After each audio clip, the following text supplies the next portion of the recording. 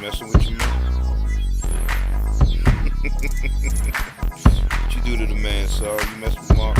Okay, we up, man. We up. Up. We here or something. Thank Great, y'all. great, great, great, great. Ricky B, what up? Russell, what up on Facebook? Y'all go ahead and share this to your pages on Facebook as well. There we go. On YouTube, share it to your Facebook as well. From YouTube, that really helps us. Definitely.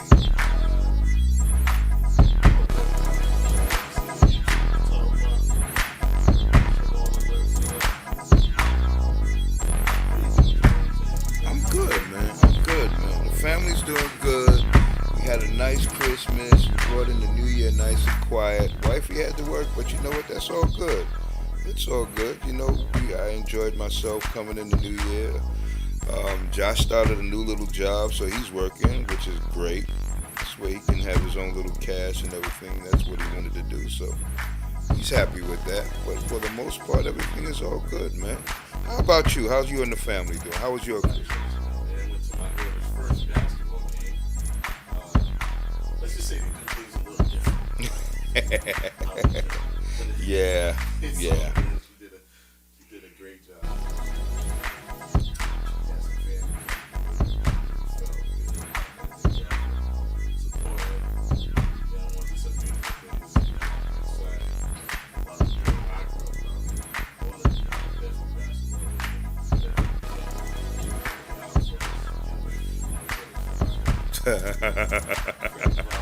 And all that other madness out on the streets, right?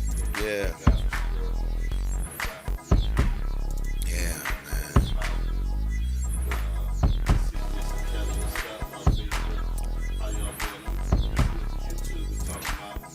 YouTube is quiet right now because I'm on the tube right now. What?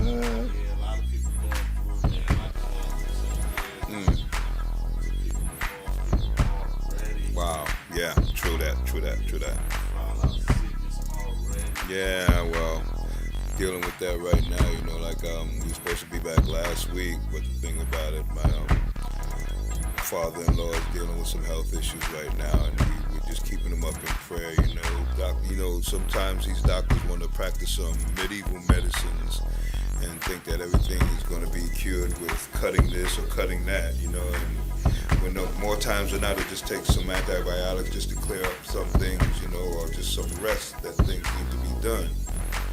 And you know, you got these doctors that just want to slash and burn right about now. You know, mainly it's the doctors that are treating our people, though, man. You notice that? Yeah, I do. They want to cut off this and cut off that, remove this, remove that, and then you next thing you don't know where that part is anymore. And that's a scary thought, man. I mean, I thought that went out with the Middle Ages. You know, just it's not working right. Cut it off. Come on. Is that all you're gonna do? Don't practice on me. Absolutely. You know what? Let it take its natural course. Let's Absolutely. work with it. You know, so we're constantly praying, continually praying for him. I know it's all going to work out good. You know, I was speaking to Mom earlier this week. Matter of fact, yesterday I should say. She said all is working out for the better. It's all working out better. So you know what? We had to fight back the doctors that just wanted to do what they wanted to do, and let them know, look, we paying you. There you go. What we want you to do. How about that? So you need to get that right. So people need to remember that more times than not, you're paying the doctor. They're not paying you. So don't let them just practice any old voodoo or witchcraft on you and talk about, no, we got to take this off. We got to cut this out. No. You got to stop that madness. You know, they don't do it to others. So let's make sure that we read up. We become knowledgeable about our health and the different venues and the different treatments that are available to us. And I'm not talking about just holistic and natural treatments, but conventional medical treatments that are available to us so that we don't just fall victim to what a doctor says. Just because he's a doctor, just because he has a degree, you have to remember that they are practicing medicine. There you go. That's just what they're doing, practicing. In other words, guessing. Basically, that's what they're doing, guessing at what would be the best prognosis for your diagnosis. So you know what? Let's be mindful. Let's do our own research. Let's be vigilant and taking care of ourselves before we allow somebody just to tell us what they feel they that they need to do for us. Amen. Mm-hmm. The degree. You have to remember. Well, that we want to get into this practicing topic medicine. again. That's just what they're doing. For those of you, in other words, guessing. Sounds like Basically, that's In what other they're words, doing. guessing. Guessing at My what- mic what sounds would be nice, the man. best I appreciate y'all. prognosis Look, for man, your we diagnosis. is in 2020. 2020. A new what? What they call this? A new decade. A new decade. Decade. Okay, what's up, YouTube? What's up, Facebook? Y'all right now, share this to your page, like it. You have to remember. Well, we want to get into this a little late again. That's just what they're And doing. Facebook, those of you, in other words, guessing. Basically, that's what they're doing. Guessing at My what mic sounds would nice. be the best I appreciate prognosis y'all. Look, man, we is in 2020. A new what? What they call this? A new decade. Decade. Just like you see in this Okay, what's up, YouTube? What's up, Facebook? Y'all right now, share this to your page, like it. Well, we want to get into this a little late again. Just what they're doing. Facebook, those of you, in other words, guessing. Basically, that's what they're doing. Guessing at My mic what sounds would nice. be the best I appreciate prognosis. y'all. Look, man, we is in 2020. A new what? What they call this? A new decade. Decade. We want to talk about, hey, what's up, YouTube? What's up, Facebook? Y'all right now, share this to your page, like it. Well, we want to get into this a little late again. Just what they're doing. Facebook, those of you, in other words, guessing. Basically, that's what they're doing. Guessing at My mic sounds nice. I appreciate y'all. Look, man, we is in 2020. A new what? What they call this? Decade. We want to talk about, hey, what's up, YouTube? What's up, Facebook? Y'all right now, share this to your page, like it. Well, we want to get into this a little late again. Facebook, those of you, in other words, guessing. Basically, that's what they're doing. Guessing at My mic sounds nice. I appreciate y'all. Look, man, we is in 2020. A new what? What they call this?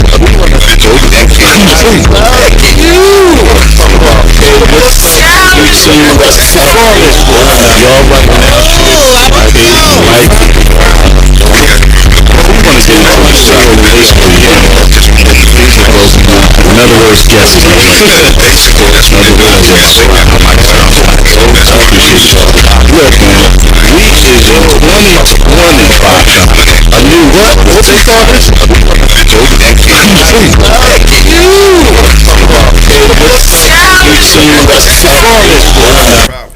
But for the most part, I don't see myself as the step parent. I just see myself as the parent, and I've garnered and earned that respect from the children that have been in my life. You know, because of the way I've conducted myself with them and the respect that I've shown them. You know, but yeah, you're right. There are those times when those children can sort of kind of try to want to be manipulative of their parent that is trying to build a relationship with someone new that is other than the natural parent. Okay, we had a little technical difficulty. The topic today is again, you fall in love with that person, right? Right. This is going to be the one. We're talking about more of a committing your life to, okay? And now you're so excited. All the dating and all the trials you went through, it has finally come to an end. You found the one. But guess what? They got some children. They come with a package. We're talking about the integration of the step parent. All the dynamics that involve, there's so many facets to this we could break down. I didn't even realize that my partner, if you heard his tone, he actually had a good experience with, and I don't want to offend anyone, because some people, like you said, don't like to be called step parent, because if you are the one holding it down, it's nothing step about you. But so excuse the phrase. I don't know if there's a better phrase. If there is, chat room, let me know. But we're talking about you're coming in to a situation with a person with kids already. So it's hard enough, y'all know, just to have a relationship, to build, to but what about the person who already, he or she who has kids already, or a child already? Okay, maybe they live with you, Maybe they come visit. There's so many dynamics to the step parent trying to integrate oneself and still build with the one they love. So this is what we want to tap into. My partner, fortunately, has gone through this. Yes. If you want to go into your story, feel free. Let's give you the floor. Okay, so the background is like this. I met my wife, and we met at church. We were worshiping together at a church, and we were fellowshipping together, and we came together, and I already knew she had children at the time when I met her, and she knew I had a child at the time. So the fact of the matter is, we already knew. We went into this relationship open-eyed about what each of us had, all right? And the children were young at the time. Like I said, David was about 9 or 10. Brittany was like 2 years younger than him. Right. And his older daughter, believe she was just becoming a teen at the time. Okay. So there was no real issue. I mean, before we would go on vacations together and things of that nature. The kids enjoyed themselves. I mean, we've had some fun together, and they got along very well, which was surprisingly in itself, and like I said, both the natural parents of our children were still in the picture. So there where people would feel there would be some animosity. There wasn't really. I mean, between Brittany's dad and myself, we had a good working relationship where we was able to openly communicate. The same with Hazel and my son's mom. I mean, they were able to communicate. Like I was telling you when we was off the air, that my son's mom had always told him that, and she also told Hazel's older daughter when she finally met her that whenever he was at the house with us, that he ought to respect her as his mother, So good start. That's a great start. A great start. Absolutely. When you have both natural parents letting the children know that they can't try to play games, because I don't know if you know this, but children can play games with parents, and they'll play on their emotions. Speak the truth. So you have to be mindful of that. And that's what I believe. That is what set the boundaries and the groundwork for us having a great relationship. Because, like I said, David never called Hazel stepmom or anything like that. He initially called her mom, and that's the way he respected her. He never disrespected her in any fashion or way. He was always mindful of what he said and what he did, as though she was his mother. And the same with Brittany and Tanea. They always treated me with that respect. So those boundaries were set. Now, if those boundaries are not set at the beginning, and you instruct a child at the beginning, they're going to attempt to do what children do. They're going to attempt to try and manipulate, just like any other person would try and do in any relationship, But we have to be careful also, because, you have to look at the other dynamic also, man, because sometimes you have these guys that go into relationships with women that already have children, and sometimes these guys have ulterior motives, because I've heard some horror stories on the other side where the guy was molesting the child in the household. So we have to also be mindful of that, where you have the woman that's in love with this man, and she winds up taking his word over the child. So it's a hard thing to deal with, and we have to be mindful that, there are some people out there that not only young but old that are manipulative, and we have to remember that, in trying to find someone that feels and becomes a part of our life, we have to be mindful of those that are already in the life, especially the child. Children are very impressionable and very delicate and very, what's the word I'm looking for? They can, let me put it to you in the simplest terms. They can be hurt at a young age from somebody when they feel that the love that they were once getting from their parent is being given to someone else. Here we go. You know what I mean? And I know you was talking about the fact that, it becomes an issue when the child becomes a problem child. You know what I mean? Talk to me. And the fact of the matter is, I thank God that I didn't have to deal with any problem child situation, because, like I said, the respect that was established at the beginning. But you know what? I've just as you have, I've heard some horror stories where the relationship went awry because of the mischievousness of the child that was in that relationship.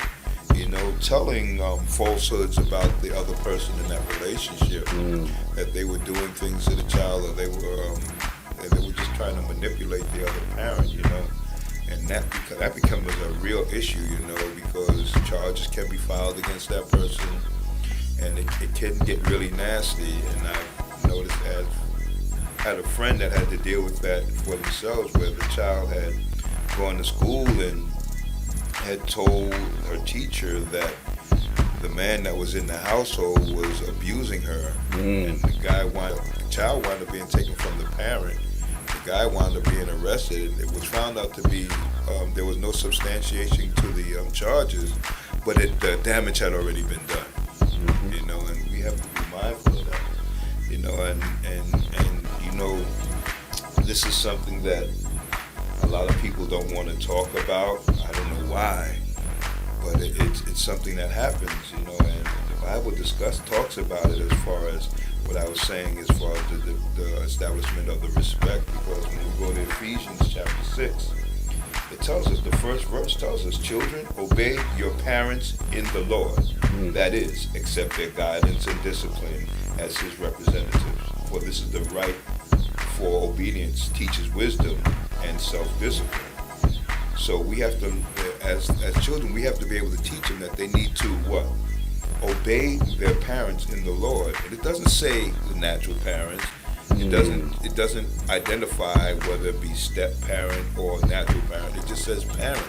And when that person comes into the relationship, they come in with the idea and with the badge and honor of being a parent also in that household. I mean, you got to remember that when you have the household, you can't have outside influences trying to run the household as well, because that causes confusion in the household itself. Great. And we have to be mindful that if we have allowed confusion to come in, who's the author of confusion? No one but the enemy, and that's what he wants to do: cause confusion. Have the child running amok, have the child running the household rather than the parents running the household, where the child will go and tell the natural parent, well, they're doing this and they're doing that, and they won't let me do this or the next thing, and then you have a problem in that household. And people need to be mindful of that, you know. That becomes an issue sometimes, so not sometimes, but all the time, really.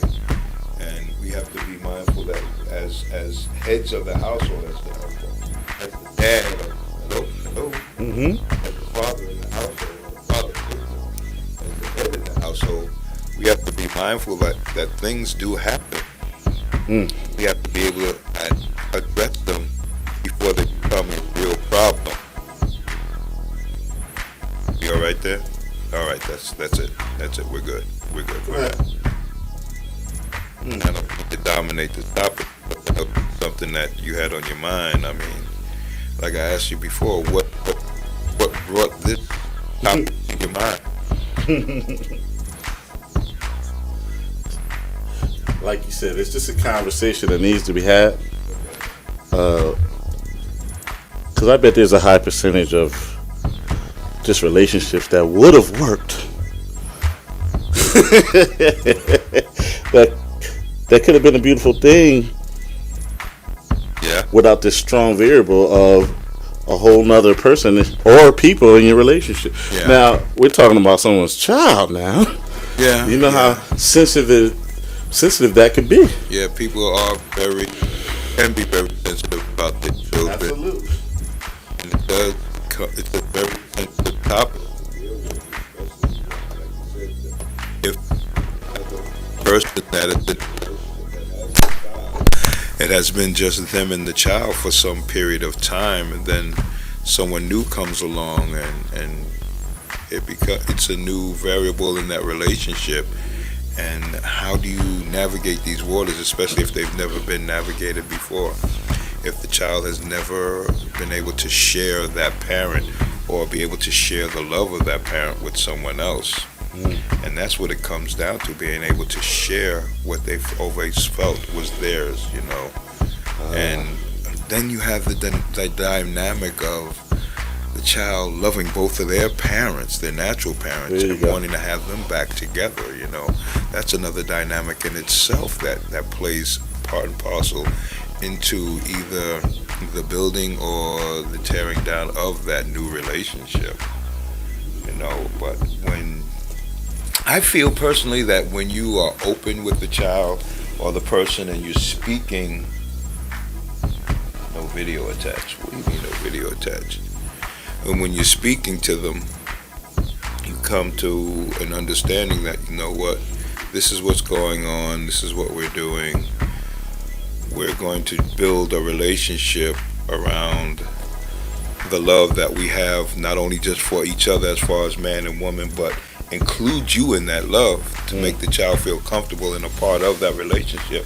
I believe that dynamic in itself can quell any fears that the child might have that they're going to be left out of the relationship, and that becomes a problem in itself, because we have to be able to understand that that child or that young person has feelings and emotion and may have the fear of being left behind or left out or left just period, because of the situation that happened between their two natural parents where they separated. Now the child sees someone new coming into the relationship and they feel that maybe this new person is going to take the place. But when you sit down and talk to the children and have an open conversation with them and be upfront with them and upfront with each other about what the expectations are and what your life is and what you're looking for in that relationship, then it makes it that much easier to deal with any situations or hurdles that may come up. And there are going to be situations and hurdles that do come up. Absolutely. And you just have to be able to address them before they become an issue or a problem. Because if you try and hide them or try and cover them over, they wind up festering and they grow into problems that could have been dealt with when they were just a small issue. You know what I mean? Absolutely. So that's talking about more of the integration of, So when is a good time? Y'all talk to us in the chat. When is a good time to introduce your kids to that new relationship? Is there a set time? Is it right away? Because I see and I talk to so many people, and I don't believe many people have a clear-cut answer. It's kind of, they use like a gut check, and that's good. But should you even introduce, should you even introduce that one that you're dating, until some people could look at it different, 6 months, or do we wait till there's a real proposal, you know what I mean? Or, because that can get hectic as well, because kids get attached. So if you're in the dating scene and always integrating your kid to a new person, I think that's a level of trauma that we really don't talk about, because in essence that's like losing a parent sometimes too, when the relationship does not last. And a lot of people don't look at that. They just kind of look at their own needs, or I didn't want him or her, it didn't work out. But they never really look at this the third or fourth time Wow. you've integrated someone into your child or children's life. Wow. And Yeah. they begin to trust them, they begin to become attached to them, they begin to look at them as a parent, and then They're gone. yes. So that's a level of conversation I don't hear.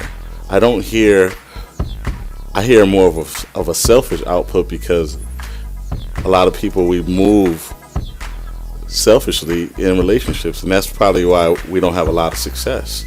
Yeah. So we have to talk about, is it selfish to even introduce your child or children to the one you're dating, and when it's too soon, you know what I mean? Yeah.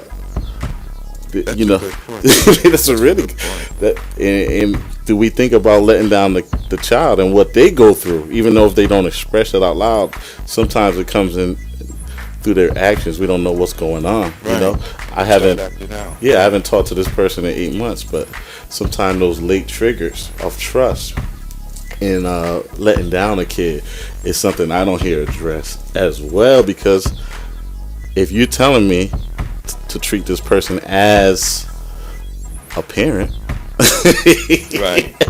when that parent is no longer there, isn't that just the same or even worse? You know what I mean? Because it is something about a person you attach yourself to who's not truly your parent. There is a whole nother level of trust and attachment that goes with that. It's totally different than a biological. You know what I mean? Yes. I've seen people get hit harder by the one who wasn't biologically attached to them than the one who was biologically theirs and let them down. It's almost a harder blow. Yeah, and we have to be mindful of that as parents also, that you know what, the child has become emotionally attached to this person. They've grown accustomed to this person being in their lives, and now this person is gone again, and it seems like a repetitive pattern that's going on, and then it starts to lead to trust issues within the child. Being able to trust people. Are they going to be here? Are they going to go? Are they going to stay?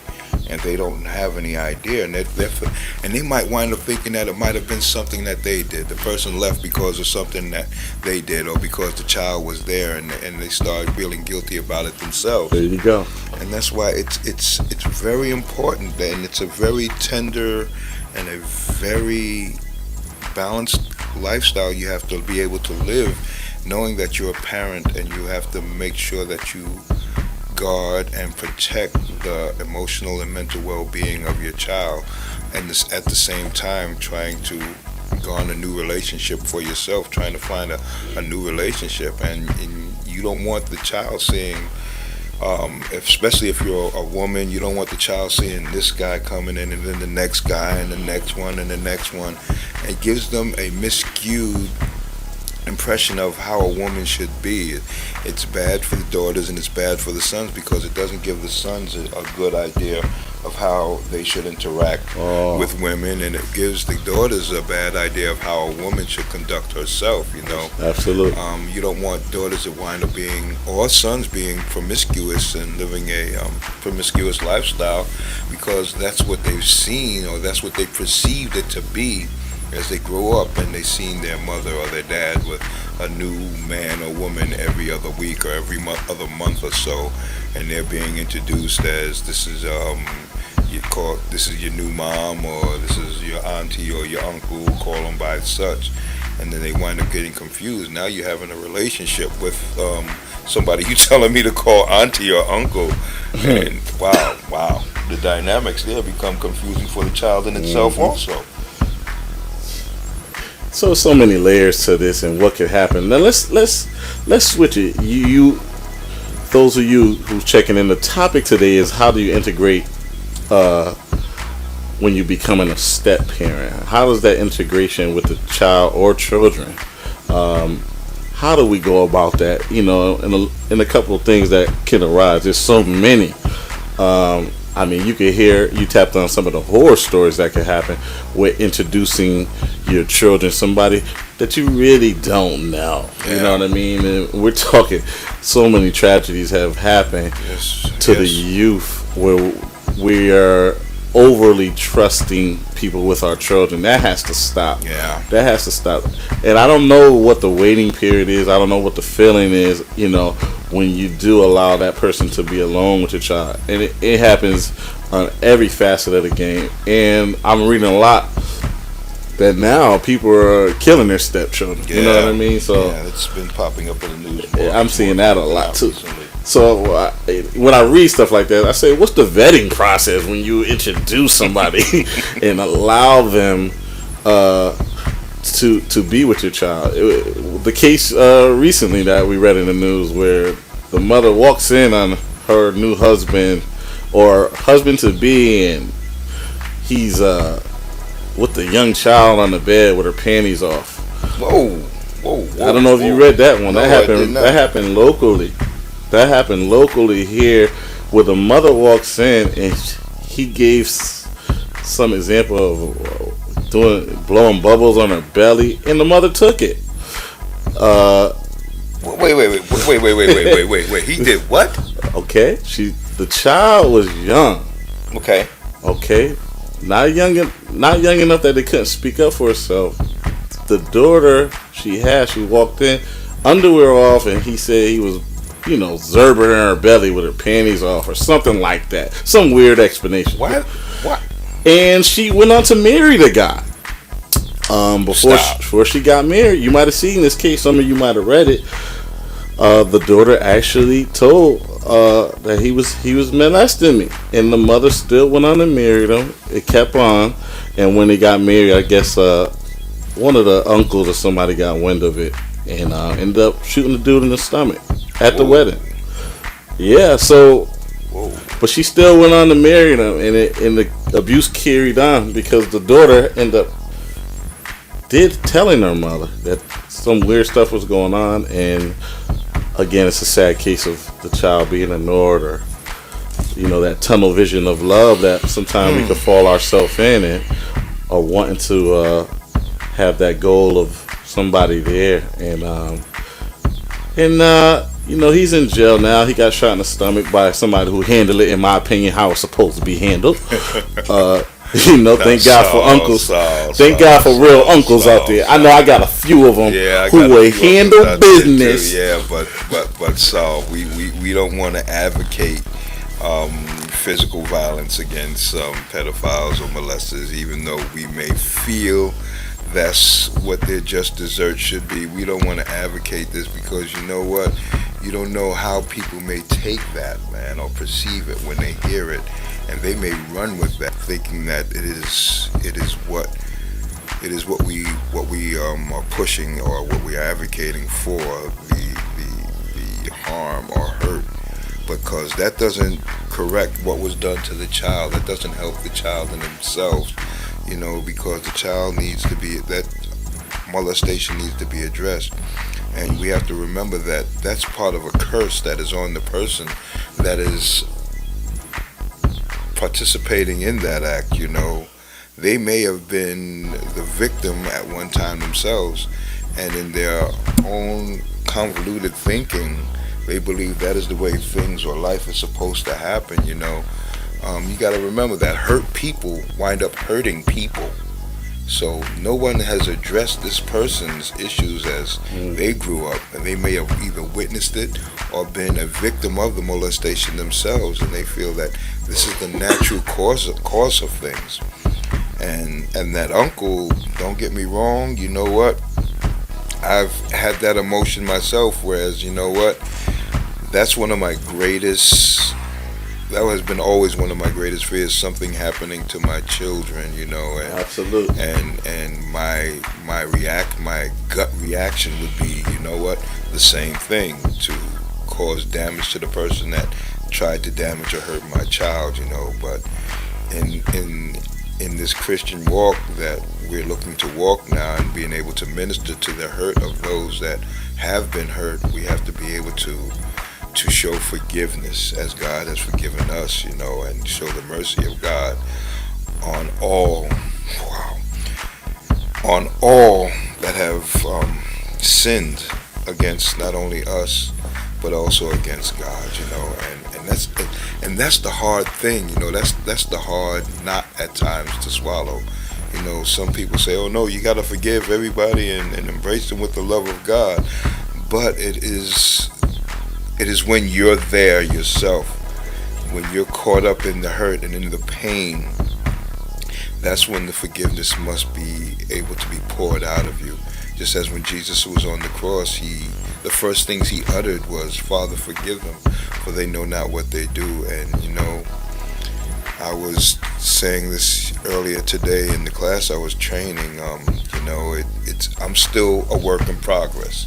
I am truly a work in progress.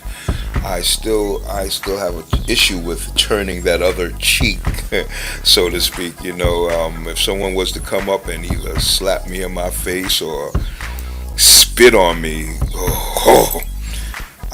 dependent on my state of mind at the time would determine on what the reaction would be. I might either pray for you, or I might even either punch you. It depends on where I'm at that moment and at that time of the day. I'm going to be honest about it. Some people say, "Oh no, I'll forgive them." No, you can't say what is going to happen at that moment, in the heat of the moment, because you never know until you're in the heat of the moment. All right. So I have to be honest about that, and I have to be transparent about it, because the fact of the matter is, God is still working on me. He's still delivering me from certain things that I need to be delivered from. And the fact of the matter is, you know what? That's why He hasn't put me in certain situations in my life. Absolutely. So that I would not be tempted to do the things that would come up for my flesh. And the flesh can be a very violent thing at times. And I'm not even going to go into my testimony right now, because let me just leave it at that. All right, so. Okay, flashback. Pull on back. Yeah, that's why I have to reel that one in. Chat, when we yell at y'all quiet, I think a lot of people listening. Maybe we touched the nerve. Maybe you're thinking about it. Maybe you never even had this conversation. The topic today on the NWW podcast today is the integration of the step parent. How? Why? Well, we touched on a lot of good things. Jerome happens to be a step parent. Forgive the term. That's all right. It's all good. But also, now let's talk about the other side. The side I hear and see so many times. Okay. I think it depends a lot of times. The majority vote, and y'all talk to me in the chat. I think it probably is better if the kids are younger when you integrate yourself into a child's life. I think maybe the odds are better. Okay. Now, we also have to factor in if the mom or dad are present. That's a whole nother dynamic that that you walk into.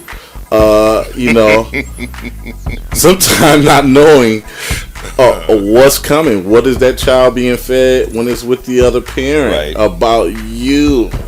Okay, and no matter how much you do for a child, guess what's coming eventually? Most likely, you not my daddy. You ain't my daddy.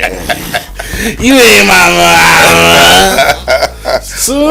Why you gotta be so dramatic about it? As soon as that child start feeling themselves, start smelling themselves, that most likely is coming. Yes, it is. And for a person who's put in the time, treated you like my own, fed you off my own plate, let you come between me and my significant other, took everything, and now you want to smell yourself one day and say, you ain't mine. Well, since you want to go down that road, let me throw a little more fuel on that fire. Come on. What about the baby mama or the baby daddy drama that can come with it too? The hateful bitterness that might come from the other parent trying to wreak havoc in that relationship, trying to cause or be that wedge between the natural parent of the child and the person that's coming into that relationship, and trying to drive a wedge between that child and the parenting that's going on in the household. I mean, what about that? That becomes an issue in itself, when you have bitter people because of the way the relationship went or how it ended. Now they want to ruin that other relationship that is about to flourish, and like the word, like it's the quote is going around that says misery loves company. But for me, and you know what, I can't play with you today, and tomorrow don't look good either. I'm not trying to be miserable with anybody else. So you have to look at that dynamic also. It might not only be the child, but it might be what's being fed into the child by that other parent. So look at all these dynamics. You have the other biological parent, who's like a lone wolf. It could go either way. You don't never know where that's gonna go. You got the child that can have manipulative ways, right? They can learn how to work mommy or daddy on the side, you know what I mean? Work you as the step parent, make you feel googly like you're having progress one week, and gone the next. Yeah. It's so many dynamics. I know so many people go through this. And the chat room, for some reason, quiet. Y'all chime in. I don't know why they so quiet. They tonight, quiet. man. Are you streaming as well on your? Did you do a watch video as well? Yes, I don't know. I did, Do you man. see any comments in your end? Nah, man. It's I had crickets, man. This is Man, the crickets. quietest. Y'all go ahead and say hello. Let me Something. see. Let me see who's on here. Who can hang with us? God bless y'all attention span. We thank y'all for joining us. We usually go live Wednesdays evenings. 9 or 9:30 p.m. Eastern Standard Time. So if you want to join the live conversation, we are on YouTube and Facebook as well. YouTube is just as you see on the screen. Hashtag MWW Podcast. Scroll down to King Quality and join. We want you to do that right now because, as I stated, Facebook will eventually, if we run over their allotted live time screen, we'll start scrambling our stream. Okay, we got a first call. Let's see what happens. You in trouble now, Solomon. Oh Lord. Who's that? Who that? Hello, caller. Hey, you done? Hello. Hello, caller. To you. Let me see if we can get her on. Can you get him on? Hold on, caller. We got quite a few mothers on right now. Oh boy, the phone. Well, eventually, if we run over the allotted lifetime screen, we'll start Asking you, scrambling our shall we? stream. Okay. All right.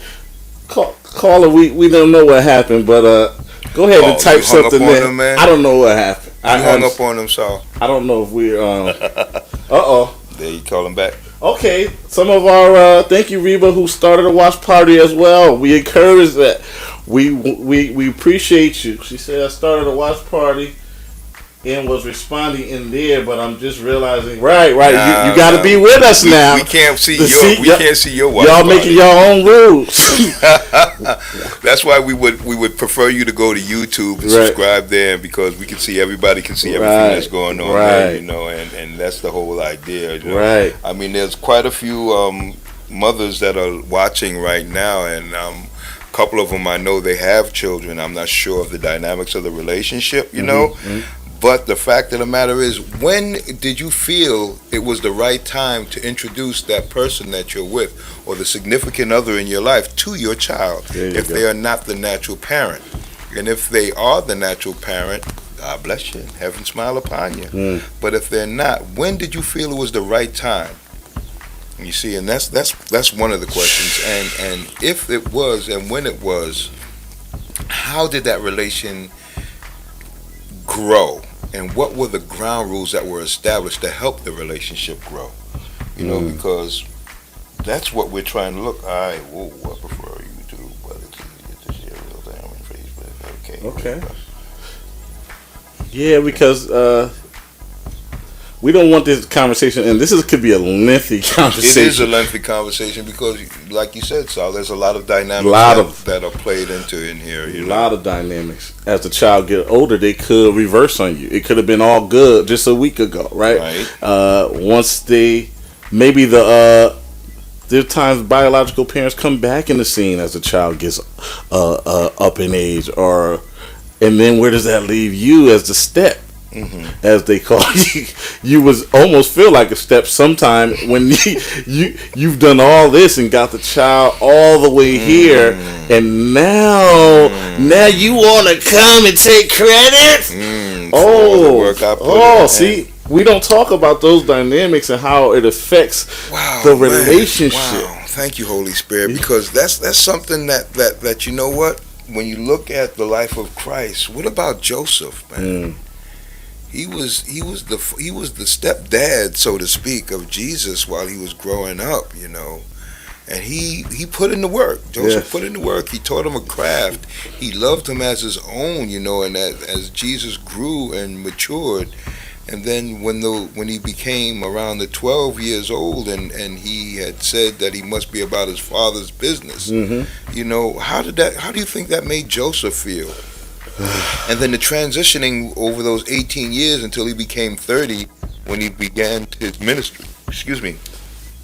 I mean, how did Joseph really deal with that? The Bible doesn't go into it. But the fact of the matter is, when we think about it and and exegese this out of the Bible, we have to look at how Joseph might have felt, because after they came back from Egypt, there was not much mentioned about Joseph and his parenting within that household. The Bible talks more about Mary, his mother, Ain't that something? but it negates to talk about the things that Joseph went through, the things that Joseph poured into Jesus as his own son, knowing that he was the child of God. Mm. And that's a deep dynamic in itself. And for the most part, we don't talk about this in the church, we don't talk about this over the pulpit, but the fact of the matter is Joseph was a father. Mm. And to be more adamant, he was a stepfather to Jesus. Mm. So how did that play out in that household? Because I know there was some animosity between Jesus's brothers, who were Joseph's natural children, and his sisters, because at first they did not take to Jesus as a Messiah.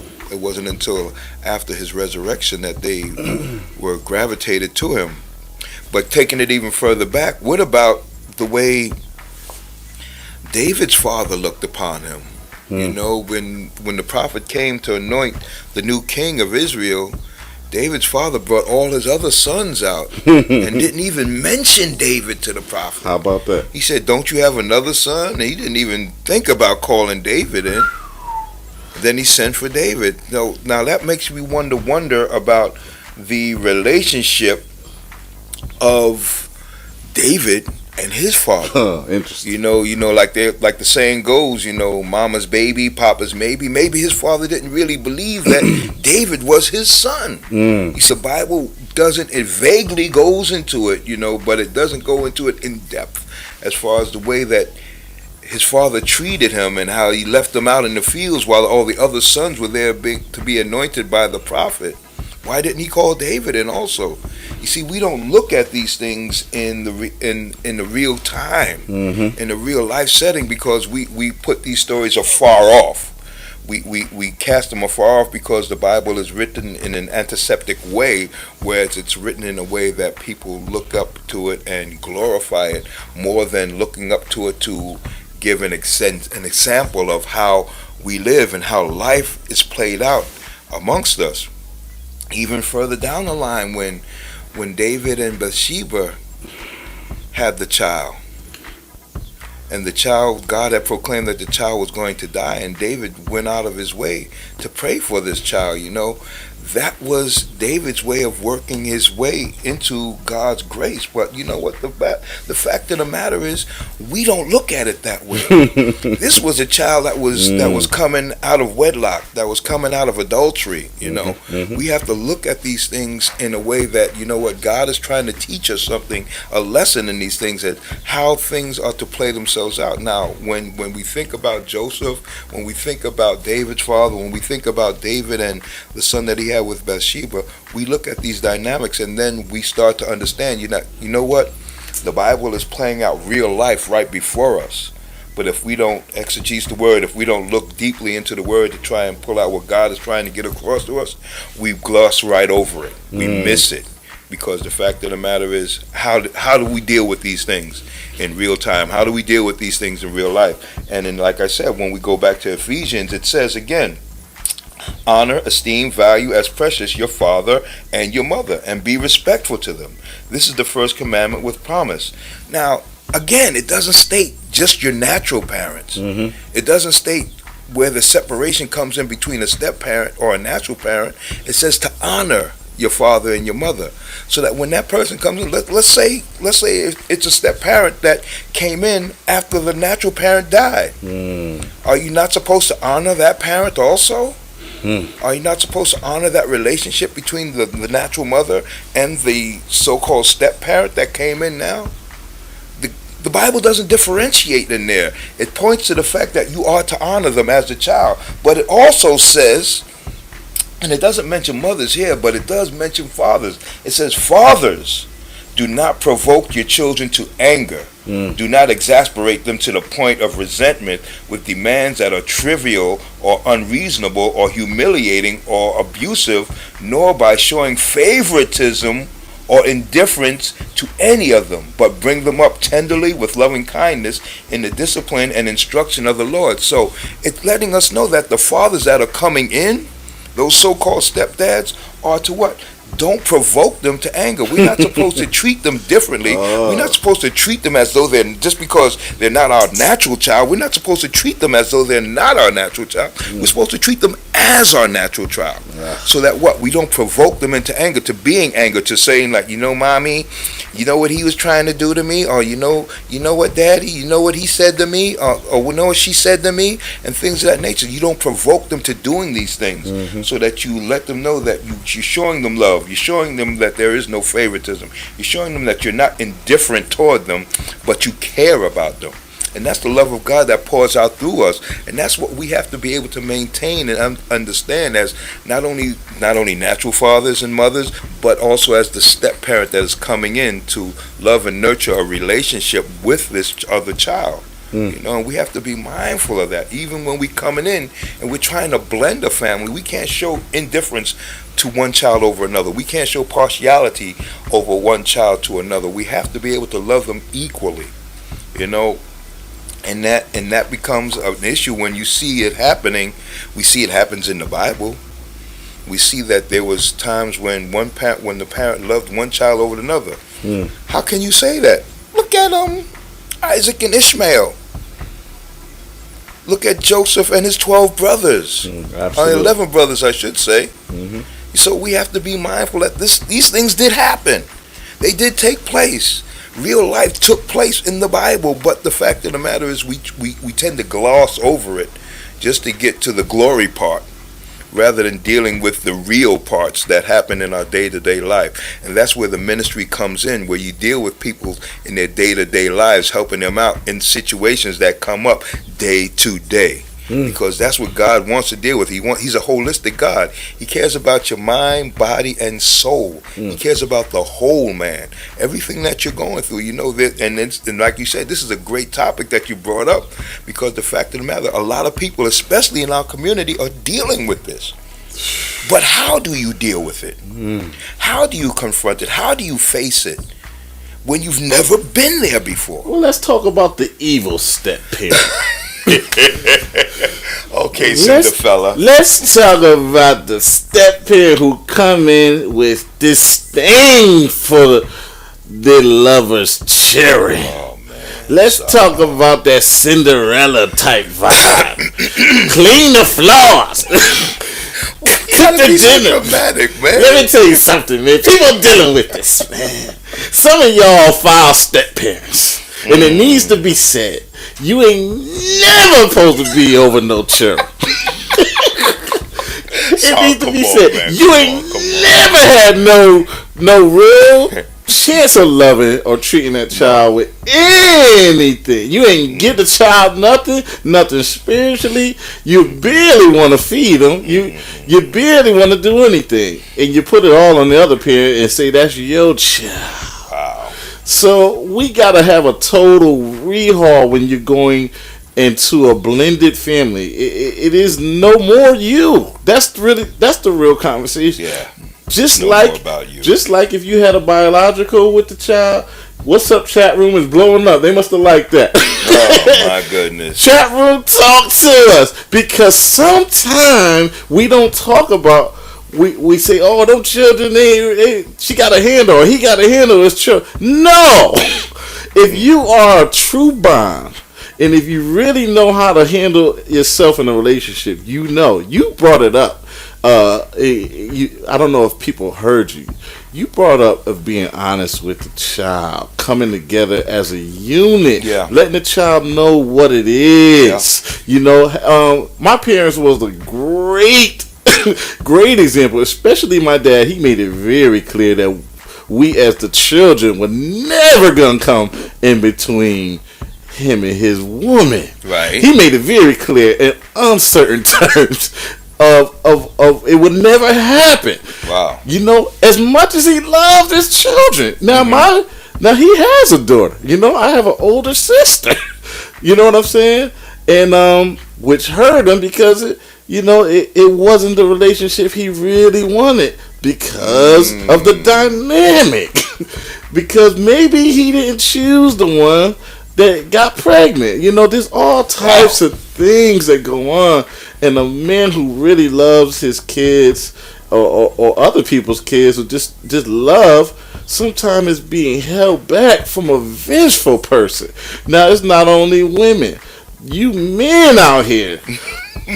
Let's get on you. You men who only want to take your stepchild to the stall. You just file, and kids pick up on that real easy. So what does that do to the child? You need to put the number back up there, Sal. Put that phone number back up because you're about to get it. You gonna get it. I know people deal with this, and this is something that you honestly do not hear about. No, you don't hear about how to integrate yourself as an outside party, right? Because if you're a step parent, you're an outside party. Let's just be honest. That's the reality. That's the reality about it. Nobody talks about that. Okay, now they talking to us. You see that, right? You see that, right? I appreciate y'all, and this is a conversation. Those who you do catch the podcast later, don't be afraid to chime in. We talk to everybody who chimes in or emails. A lot of people don't want to be.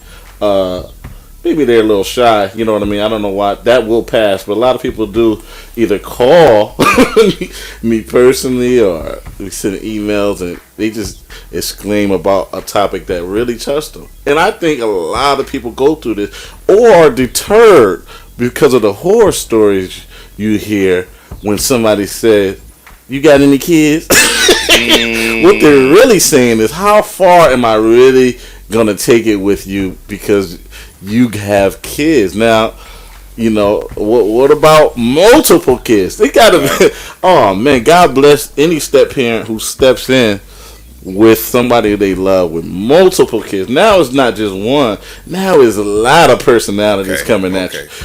A team when they team up on you, you know what I mean? You know, it's so many tag team. Oh man, could you imagine that? Being of good virtue and trying to integrate yourself, trying to be the head, and they just want to cut it off. They just want to cut it off. What we're talking about is being able to integrate into a family that when you are coming into a relationship with someone and they already have children, all right? And how do you integrate into that family, number one? Number two is, when do you feel it is the proper time to introduce someone to your children that you are seeing or about to see or get into a relationship with? Because it seems that the dynamics that are going on right now, there are so many children that are whose lives are being taken by what are known as step parents or significant others in relationships, and we're trying to address this issue because it seems to be a topic that's not being touched. It's a topic that's not being talked about, and it's something that needs to be addressed. How do you attempt to bring this relationship together? How do you deal with coming into a relationship with someone that has children? And that's where we're talking about. That's where we're at right now, and that's what we're trying to help people to garner and minister to them in the way where they can help, to where we can help them be able to deal with the situation that they may be dealing with right now, because it's a topic that has come up, whereas we have people that are going into relationships with people that have children already, and the relationship might have gone sour because of either the child or the other natural parent, or even the fact that the relationship did work out. And if it did work out, what made it work? Right. All right. And that's where we're at right now, because that's what we're trying to help people deal with in their lives. Chat room, Zena brought up a good point. She says, I've seen that with foster parents too. It's sad that not every, I think she wants to say one, is in it for the right reason. True. So that's a whole nother dynamic. The people who join the hustle of foster parenting for a check, but no real. No real love for the child that they're bringing in the household. And the fact of the matter is, Sal, you hit it right on the head when you called it a hustle. That's what a lot of people use it as, a hustle, as another form of income. Wow. Not taking into consideration that you're dealing with a person, and you're dealing with someone that may be emotionally fragile at the time when you're bringing them in their home, because they may have been bounced around from home to home. They may have been in a home where they've been abused. They may have been in homes where they were not shown any true love, and then they get into your house and they find that they're in the same situation, in the same cycle, and you may be the one that wants to show them that love, but you have to realize when it's perception over the reality, and that child's perception is that you're going to treat them like everyone else has treated them in every household that they've been into. Now, from my studies, science will tell you that it takes at least 6 positive interactions to overcome one negative interaction. Really? So you have to be able to work with that child for at least 6 times within the household, not just putting up with a lot of the negative nonsense that they may have come with, the negative luggage that they may have come with coming into your household. And a lot of times people look at it as I'm just a foster parent. I'm just here until they find some place for this, a permanent house for this child. And that's not the mentality you should go into foster parenting with. You have to look at it with the mentality and the heart of trying to bring someone into your household, trying to love someone out of hell so that they can be a significant part of society, so that they can be a person that, you know what, I'm proud and glad that I was able to touch this life, you know. And we got to be mindful of that when we're dealing with children, especially children, because they have very fragile, and they are in a very fragile emotional state, whether they be either foster or stepchildren, and you don't know what kind of relationship they may have witnessed coming out of the household between their 2 natural parents.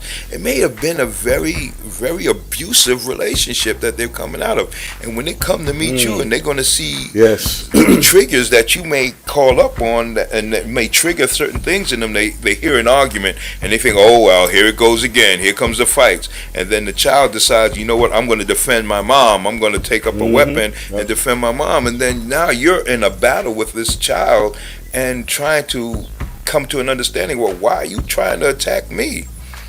And you know, as a man, you're going to try and defend yourself as best you can against any threat that comes your way, whether it be a child or another man. So we have to look at all of the dynamics that come up with this. You know, that's why in Ephesians it says, fathers, don't provoke your children unto wrath. Because you have to understand that the child is watching you, how you interact with their mom. What's going to happen, they're going to look at you as, like you said, an outsider coming in trying to bring a wedge in between them and their mom. And you have to be mindful of that. And it's a hard thing, like you said, the point of being a foster parent also. Yes. I mean, we can go on and on with this. I mean, with the foster parenting in itself. Luckily enough, I've also had the opportunity to witness my cousin and his wife foster children through their household, to the point where they fostered so many children that they wound up adopting a few, you know? Yeah. And it was a blessing to the children themselves, because I've watched them grow up from little children into their adult lives, and they've become parents themselves, and they are loving, caring, and nurturing parents now, you wonderful, know? Wonderful. And knowing from the household that they came out of into the household that adopted them in, and that's the way we got to look at God. We have been adopted into the household of faith, where God has adopted us through Jesus Christ into his household, where we are now heirs to the kingdom. And that's what wound up happening with these children. They wound up becoming heirs to all that these parents had to offer. Or what did they have to offer? They didn't have a lot of money. They didn't have a lot of property. They didn't have a lot of things to give them. They gave them what the children needed, and that was love. You know, and that's where it comes down to, you know, that unconditional love, where, you know what, I know you're going to mess up, but I'm still going to love you. There you go. I know you're going to be upset at me at times, but I'm still going to love you. I know you're not going to agree with everything I say or do, but I'm still going to love you. And a lot of times we miss this point in sharing that love, not only with the children, but with each other. We miss the point of sharing that love, not only with others, but with ourselves. You know, the Bible teaches us that we have to love our neighbors as we love ourselves. And we going back to a topic that we discussed, I think, about the first or second episode we had. And that is about self-love. And a lot of people don't love themselves. And if you don't love yourself, how are you going to love someone else? And that's the reality of it, man. Beautiful. And it's hard. It's hard being a parent, man. It's no easy trick.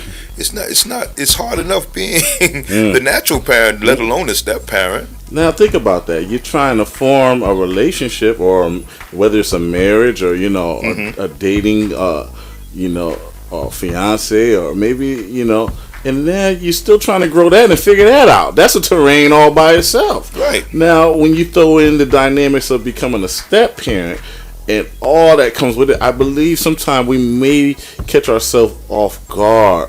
Or maybe maybe 90% focusing on the relationship in front of us, which is very important. But we're not really ready for the tailspin that may occur with the children. Okay, it's so many things that can happen. If there's multiple children, you might as well get ready. That's a job. Whatever man or woman could do that, you should be in sainthood, because that is an amazing task. I believe personally, a step parent is a calling. I don't think it's made for everybody. I think people jump into it because it is they want to be in that relationship with that person. The drive for that relationship Right. may make you think you built for it until you in it, and then what a waste of time it would be. And then you're not only letting down maybe yourself, you're not only letting down the person who trusted you to let you into their heart, you're letting down the child. That's a Come on, that's a please heartstring. That's a heartstring. It is, but not only step parenting is a calling, but it's a calling to be a parent. Not everybody's built to be a parent, man.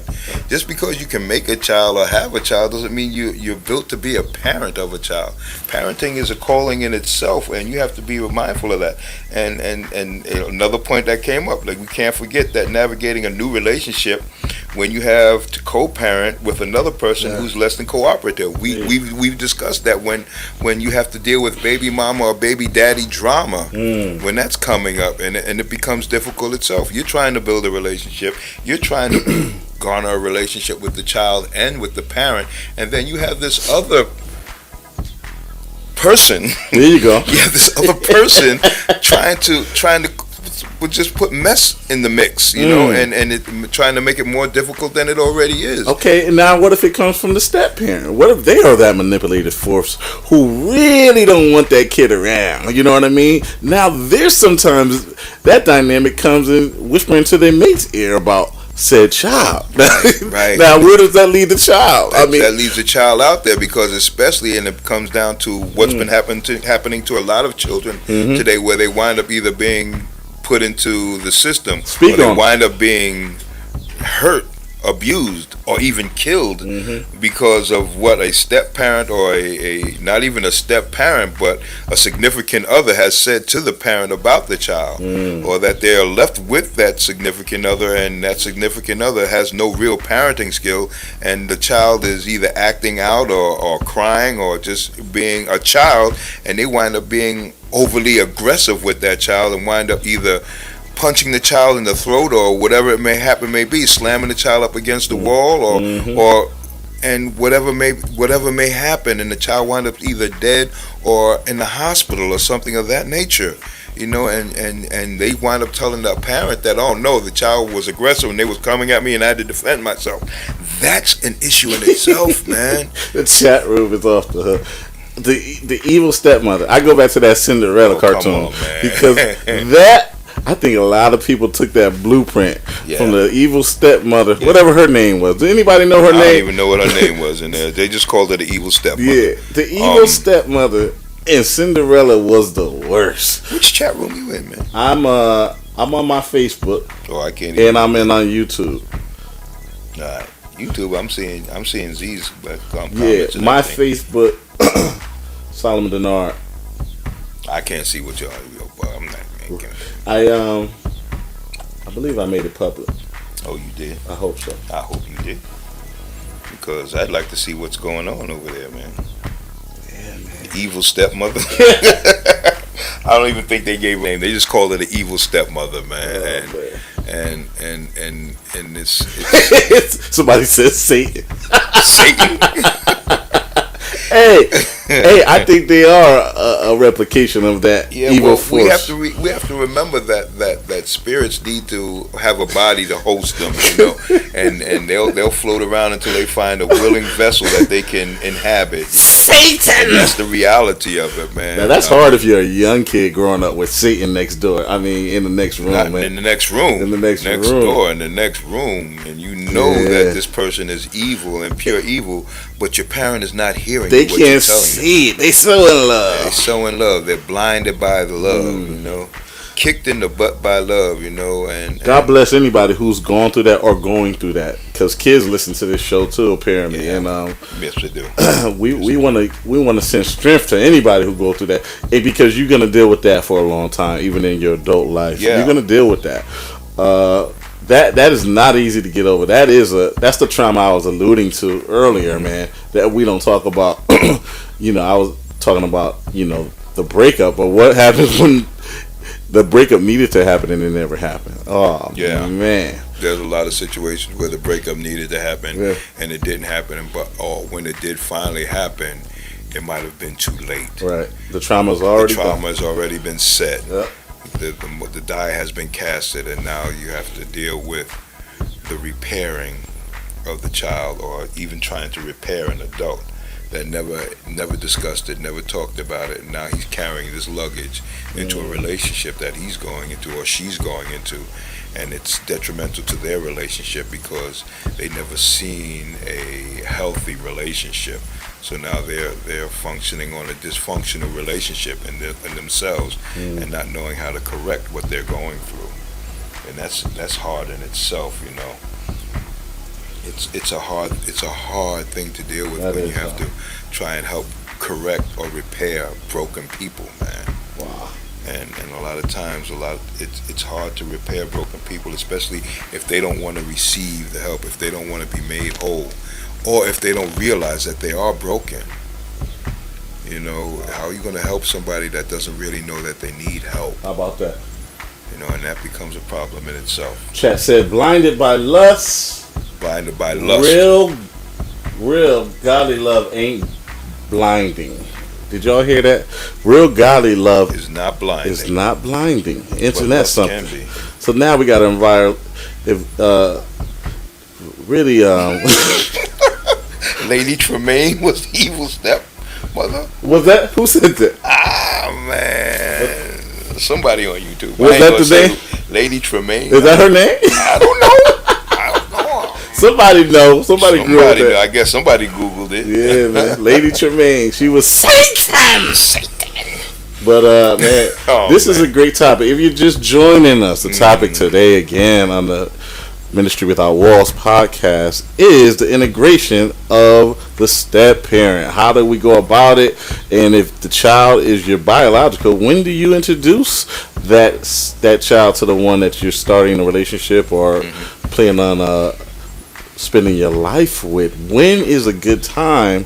When do you know enough about that person to trust them with your most valuable gift, which should be your child? Yeah, definitely should be. I think we just my father went through that when his dad started his new life, and my grandfather, as I'm told, just took his sons with him, said, y'all with me, and made them call the new lady mama. Ooh. As young boys, and that was traumatic as well. So you know how the old school is. It is what it is. That's it. You do what I say, that's it. It's my way on the highway. Yeah, man. So I remember that type of dynamic, hearing about how that went, and still to this day you can see evidence of trauma in the family. Of course. Because of how things were handled and whoever the people were. You know what I mean? Doesn't mean they were mother or dad material. It just means this is my new one. You kids deal with. Kids are dealing with it, So whether you like it or not. yeah, like it or not, whether it's healthy or not, we don't That's it. care. I'm not really concerned with you, That's it. and that's It's not about your feelings. that's It's all about that's mine. it. That's it. So and we all could be as selfish as we want to be. You know what I mean? Depending on how where our perspective is. You know what I mean? What's needed a lot of times. Not only the physical connection, but sometimes it's a monetary decision. Sometimes we just need financial help, which puts us in a bind of decision making is not the best it could be. We find a lot of that going on in relationships where abuse is taking place of all kinds and on all levels. But because my financial is not right, I think I have to stay here. I put myself in a already crippling position because I'm just not financially stable to uproot myself a lot of times. So that's a whole nother dynamic. Today we're talking about the integration of the step parent. When you have a person you love and want to dedicate your life to, or getting married or whatever, but you forgot to factor in the trauma and the heartache that's going to maybe happen with the biological children of the one you love. We don't really hear this talked about. I personally never heard a conversation talking to the stepchild, talking to the step parent. There's duties and responsibilities on both parts. And how many people have had things thrust upon them as far as being a child, and no conversation was ever had with you? You know what I mean? It just, this who I'm marrying. Get in. Y'all gonna share a room. You lose this because that new person is coming up and uprooting everything, your routine, the way you do things. And if that person coming in is not guided in a godly way and in a loving way, it's gonna be hell in that home. And that puts strain on the biological parent. That puts strain on the new step parent who's coming in. And I would think most relationships would not last in that. No, they wouldn't. I don't think it would, or be what they call a living hell.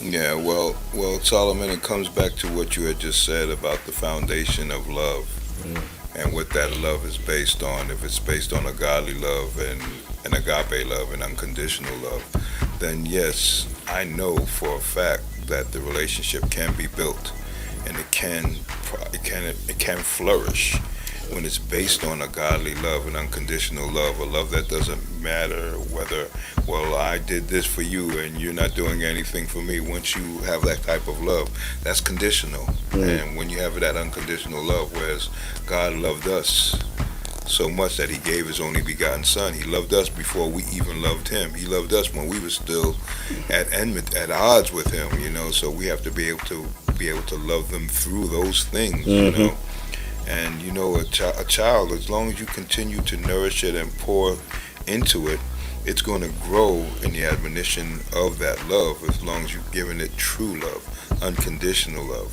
And I trust and believe in that wholeheartedly, because that's the kind of love that God poured out on me, Even when I was in a mess, he still loved me. And I couldn't even love myself at that time. So, you know what? I trust and believe in that type of love, because that's the type of love that helped me to grow and come into a full relationship with him, that showed me how to basically love myself. And that's why I can talk about that so much, that love that I didn't even have for myself. God was able to show me. And I thank him for that. Right now, if you're listening, everybody hit the like button. Share this on your Facebook personal pages. Go ahead and hit the share button. We prefer, if you're on YouTube, share that to your Facebook or wherever else you social media at. We want to start this conversation, not only now, but we want it to be ongoing. Y'all go ahead and get in the chats. Maybe you've been through that situation. Maybe you considered being a step parent, or was, and maybe it didn't work out for you. You know what I mean? We want to hear all aspects. Maybe you were a stepchild. Maybe you were a stepchild who Maybe you had a voice, maybe you didn't. Maybe it was a great situation that person stepped in and really filled that needed void, or maybe it was just better if they never even came in the picture. Yeah. We have that too. We want to see the likes going up right now. Y'all go ahead and hit the share button. Y'all go ahead and hit the what is it? Watch parties. Y'all do everything to get this thing going. We're on our 8th episode through the grace of God, man. Amen. And I think every episode has had its own personality, has had its own different levels of conversation. So, They have, man. They have. I encourage y'all, to go through the episodes on YouTube. Again, it's just type in what you see on the screen right there. The hashtag MWW podcast. Scroll down to King Quality. Go ahead and subscribe and go through the other episodes. I watch a few over again, and I've even got fed again through watching some of the episodes and didn't even realize or forgot the topics or the continual topics. And people are still chiming in who are finding the page, and hopefully it can be helpful to you. Maybe you're in a situation where you do not know how to be a parent to that new situation. Maybe parenting pretty much there's no blueprint to parenting. You know what I mean? Every child is different. Every child is different. Every child is different, and they change as well, as well as your mate changes. So there's a lot of dynamics inside relationship that need to be talked about with your mate as well as children. So this is a conversation that we can't sweep under the rug because it's too much at stake, including the love of your life may be at stake if you do not pay attention. Man, that's good right there, man. I really didn't realize you were a stepdad. One thing about you, I see no difference. I would never know. You know what I mean? And that's the whole idea, man. You wanted to be a seamless relationship. I just learned that about you tonight, man. I think that was amazing. I think that's amazing that I've known you for years and I've seen no difference. I never heard you speak ill of a stepchild or put any what is it called, like a check mark between such kid, No, that's not really mine, I never seen that for you. That is really speaks to the relationship you have with all your children, man. Yeah, it is, man, and that's the thing that I don't pride myself, and I thank God for it because you know what, when I was young in ministry, our pastor had told me, you know what, I want you to be the youth minister, and I'm like, well, I don't know nothing about being a youth minister. He said, I just want you to treat the children of the church the way you treat your children. There you go. And that was by the grace of God that, what God showed him that and it showed me that's what ministry is all about, loving on other people the way you love the ones that are supposedly closest to you. And, like I said, I've watched them all grow, and it's been a blessing to me, to watch them grow, to become parents on their own, to see their children growing and coming into their own, and it's amazing. So it's amazing, and it's been a blessing to me. It's like I said, even with a couple of young men and women that I was able to mentor through ministry, and I've watched them grow, and they still call and reach out to me to help them in different aspects of their life, and that's a blessing in itself. That is wonderful. That's wonderful. Like I said, when my son graduated high school, he's like, Dad, I thank you for just being there and staying on top of me because I would have never made it, To have Joshua just come up to me and just hug me and say, you know what, I love you. And I'm like, there you go. Get out of here, leave me alone, kid. And he's like, yeah, I still love you. I'm like, all right, not a problem. But it's the fact that what, my dad had showed me that in himself, he was always there, and that's where I get that from. No, I don't believe any child should grow up without a positive male role model or both their parents in their life. If they don't have both their parents, they need to have someone there that can take up that mantle of the parent that's missing. Wow. And that's the love that my wife and I have been able to show the children, man. Wonderful. And it's been, like I said, like you see, it's been seamless. Where the point is, you wouldn't, if we didn't say it, Right. you wouldn't know it. Wouldn't know it. You wouldn't know it, and that's the whole idea. That was the whole idea behind it. When we got together, I just told her, I just want you to treat my children the way you treat yours. And I want you to parent them the same way, and that's the understanding that we came together with. Just parent them the way you parent yours, love them the way you love yours, and you know what? We'll make it do this. There's gonna be some areas that like you said. There's no blueprint or no manual for parenting. Absolutely So not. there was some areas that were like, what do we do now? Mhm. I don't know. We'll figure it out when we get there. Mhm. And we did. We figured it out. By the grace of God, we didn't have to deal with any teen pregnancies, any drugs, any really wild things happening outside of the normal teen nonsense. Oh, you don't love me. They're having friends that you know what? I don't think that's a real friend, but sometimes you have to let them find out for themselves. You can just monitor what's going on and continually and constantly pray and cover your children with prayer and allow God to work in their lives. Now let's talk about the other aspect that might come up. There are so many facets. Let's talk about the step parent who comes in to a grown kid situation. Come on, Sal. We gonna be here for a minute then. Man. Let's talk about you come in. How many children you have? They state, and you finally meet the grown children who love their mommy, who love their daddy, who ain't feeling you. Feeling you because they don't know you, and they grown, and they set in their ways, and you trying to build a relationship with them, and they don't want to have anything to do with you. Let's be honest, because truth be told, for a lot of men and women, that is the barometer. That could be a deal breaker. No matter how much you make sense on paper, if you will. If my kids don't like you, and I can't do it. I can't deal with you. If my kid, do you hear that? If my kids don't give me the nod. Yeah. And they could be my grown children. They don't give me the nod. You're out of here. You're done. Sorry. You're out of here. You're out of here. This is what we want to talk. What about that dynamic? How do you come in on that one? That in itself, Saul, and that becomes, it starts crossing into that Oedipus type of mentality, where the child is in love with the parent and the parent is in love with the child, and it borderlines an unhealthy type of love, where they see themselves as more than parent and child, but it starts to go into a blurred area. And that's an issue that really Saul, that has to deal with mental health and emotional stability and what type of relationship they have built over years, because you have some grown children that feel that, this is my mom, she's like my woman, and no man is going to be good enough for her, and nobody else is going to be with her, and I'm going to be the only one here. And it's not saying that they're there in a sexual type of relationship, but they're there in such a strong emotional type of relationship that it borderlines some sort of sexual connotation in there. And that becomes an issue to the fact that, a lot of times the parent will wind up picking their child over their own happiness in a relationship.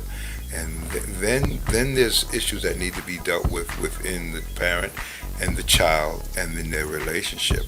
That's when they really, I would have to say, need to seek counseling behind that, because like I say, that's a scary borderline area that you don't want to cross into, because it can become detrimental not only to the relationship between the parent and their significant other, but between the parent and that child, because it might cross into mental health issue areas, and that's something,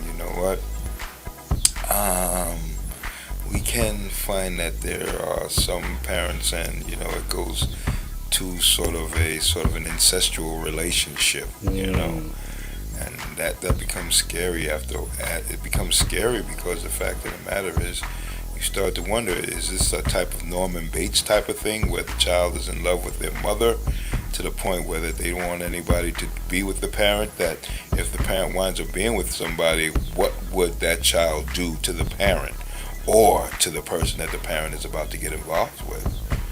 over their child. Or some fathers that hold such a strong sway over their child that they won't allow their child into another relationship with someone else that is closer to their age that can be healthier for them. So that's an issue that has to deal with mental health in itself, and that goes back to not love, but that goes back to lust that we were talking about earlier in the cast, where the parent or the child is lusting for that other it's lusting for the parent, or the parent is lusting for the child. And when you try to come in between your parent having a relationship, a healthy adult relationship with someone else, then that needs to be looked at in a real serious manner, and needs to be taken into a venue where there is someone that has some expertise in that, really. Can you read that? We got a comment from Quiet Storm 279. Can you read that on YouTube? Okay. Not enough time spent building consensus from the parent side and the people coming into a relationship. Most times it's forced, and both men and women be dragging the first prospect off the block. Preach! I love that. Now that's true. Wow. There's not enough time spent building consensus from the parent side and the people coming into a relationship. Yeah, there's not enough time spent building that relationship on the parent side. And that's what we were just talking about, where the parent themselves need to build on their relationship. And when is it the right time, after they've started building this relationship, to bring the child in to inform them of this relationship that's going on? Because if you're keeping the child out of the loop, what happens when the child is automatically brought in? How do you deal with that in itself? And most times it's forced, and both men and women be dragging the first prospect off the block. As far as when we're talking about it's forced, is it forced on the child? Is the child or the significant other being dragged off the first prospect off the block? And that becomes an issue, because like you see, you have a lot of parents that say, you know what, if it's not good for my child, it's not good for me. And it might have been good for them, but the fact of the matter is the child had put a damper on that relationship. What about situations where the parent's relationship with the step-parent is toxic and the child is trying to open their parents' eyes? That's another good issue that a lot of people might have missing, and that goes back to where we was talking about lusting after someone else rather than loving someone else, where you're so blinded by lust that you don't see that it is a toxic relationship, and the child recognizes that it's the same toxic relationship that the parent came out of. This is called Sigmund Freud theory of the parent and child feeling closer than they should. Yeah, and that goes back to oh my goodness. They going in today. The Oedipus complex coming back up, where the child is more in love with the parent, or the parent is more in love with the child than they are with anybody else. Come on. And Freud touched that's where Freud based his whole career on, as far as the child being in love with their mother, and that being the detrimental portion of their life, what causes them to act and react in a certain way and not be able to build relationships with other people because they were so in love with their mother, or as far as with daughters, so in love with their father, and so on and so forth. But the fact of the matter is, a lot of times people are blinded by their lust or their desires. Let's not just look at the lust, but their desires to have someone compatible in their life, because they don't want to be alone. They don't just want to be a parent. They want to be someone's soulmate. They want to be someone's lover. They want to be bound to somebody that they feel compatible with, And a lot of times people wind up getting blinded because of this desire in their hearts. I mean, God created this in us to be loved by somebody. He said in the beginning that it is not good for man to be alone, so he created a helpmeet for them. And we spend more time looking for the helpmeet than we do spend the time looking for God. He said in his word, seek ye first the kingdom of God and all his righteousness, and all these things will be added unto you. A lot of times you have women running around trying to find a good man, where all they have to do is wind up seeking God. The Bible tells us that a man that finds a wife findeth a good thing and obtains favor with the Lord. It doesn't tell women that they have to go around looking for a man. That good man is looking for her because he's looking for a wife. All she has to do is continue to wrap herself up in God, and the right man that's going to find her is going to be the man that is seeking God and trying to get himself deeper into God. He winds up finding that treasure in God as he seeks him. Amen to you too, sis. And that's what we got to remember. God put things in order. He's a God of order, structure, and balance. Talk on. Yeah. We have to remember that everything has been set in order. All we have to do is follow the road plan. But more times than not, we go off the road. We take an exit that we shouldn't be taking. It's we dirty off road. We want to be off road. It's muddy out there. Say that again. It's dirty off road. It's I like sticky that, out man. there. I'm gonna use that. I tried that with my buddy, and what happened? We got stuck out there. Had to call stuck in the mud, right? Reinforcements That's to it. drag You got us up. stuck in the mud. You had to call for roadside assistance to come tow you out of Had there. to tow us up. And that's the thing about it, But when we stick to the game plan, when we stick to the roadmap, when we stick to God's plan for our lives, we find that it all works out. And like He said in His Word, all things work to the good to those that love the Lord and are called according to His purpose. When we love Him, we're going to follow what He says. When we love Him, we're going to do what He instructs us to do. When we love Him, He pours into us the things that we need. All the things that we need are found in Him. So when we stick to the plan, when women be the women that they're supposed to be, when men be the men that they're supposed to be, the people that you're supposed to find you. And that's the reality of it. You don't have to go looking for the things that God has for you. He has them for you. As you seek Him out, the more you seek Him, the more you'll find that He has for you, and the things that He has for you, He's preparing you for.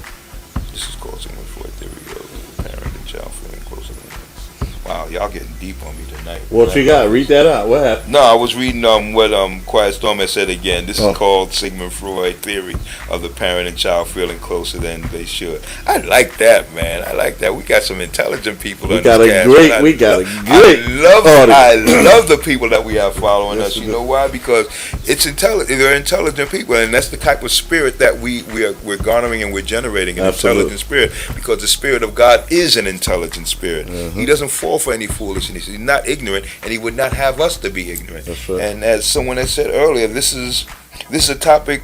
This topic was so on time. It's a conversation that's long overdue. These are topics and things that they don't want to talk about. They want to dance around, like you said, like most people say. Like I said, when the Holy Spirit revealed it to me, most people never thought of Joseph as being a stepdad. They never thought of it as that. They're like, wow. Look at that. When you think about it, the reality of that's what he was. That's what he was. But he still loved on Jesus. He still treated Jesus as his own, as his firstborn. And it was only because God had instructed him to. Yes, all well and true. But it was the love of God that poured through him that was allowed him to raise Jesus as his own son. Now we got to remember these things as we go forward. What's going on? Why are you doing this?